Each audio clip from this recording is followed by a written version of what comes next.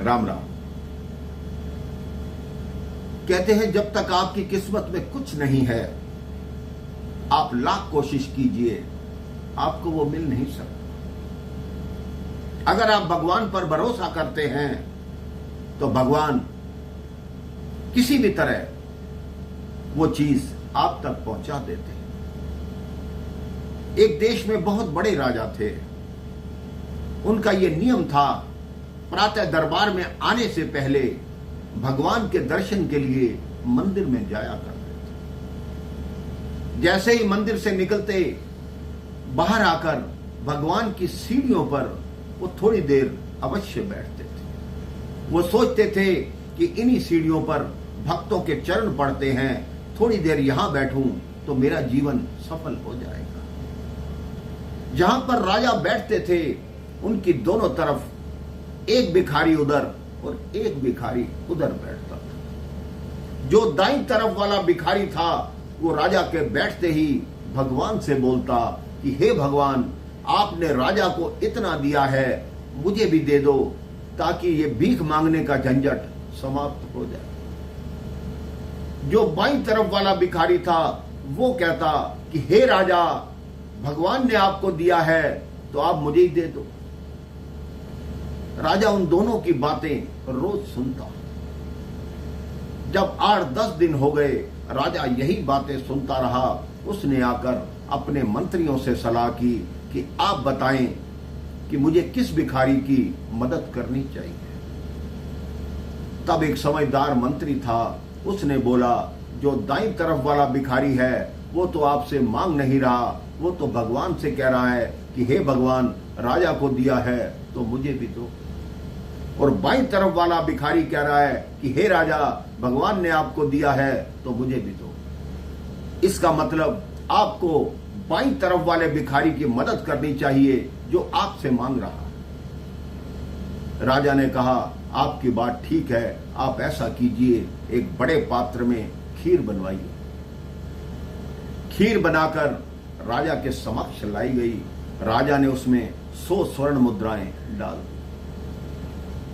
अब वो खीर मंत्री लेकर जो भिखारी बाईं तरफ बैठता था, जो राजा से मांगता था, उसको दी गई कि राजा साहब आपसे बहुत प्रसन्न हैं और ये खीर आपको दी। बाईं तरफ वाला भिखारी सामने वाले भिखारी को चढ़ाने लगा कि बताओ, देखो मैंने राजा से मांगा, राजा ने मुझे खीर भेज दी, तुम्हारे भगवान ने तुम्हारे लिए क्या भेजा। वो भिखारी कुछ बोला नहीं, शांत बैठा रहा और भगवान की तरफ देखता रहा।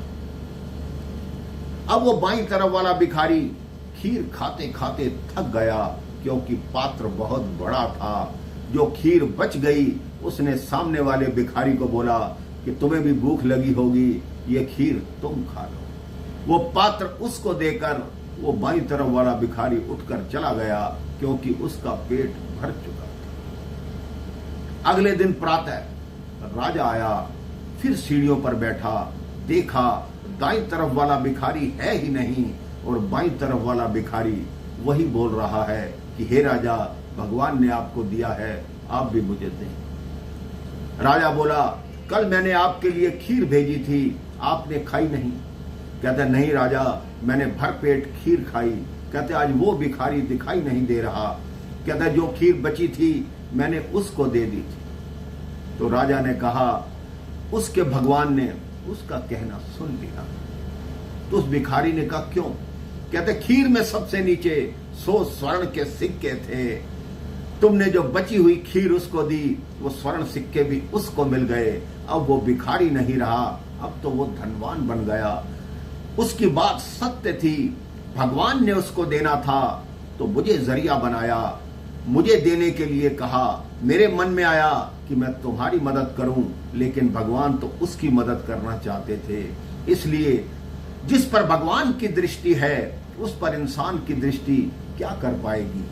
आप भी अपने जीवन में अगर मांगना ही है तो भगवान से मांगिए, वो सारे संसार को देने वाला है। और अगर आप सच्चे मन से कुछ नहीं भी मांगते, भगवान को पता है कि आपको क्या चाहिए, आपके लिए क्या अच्छा है।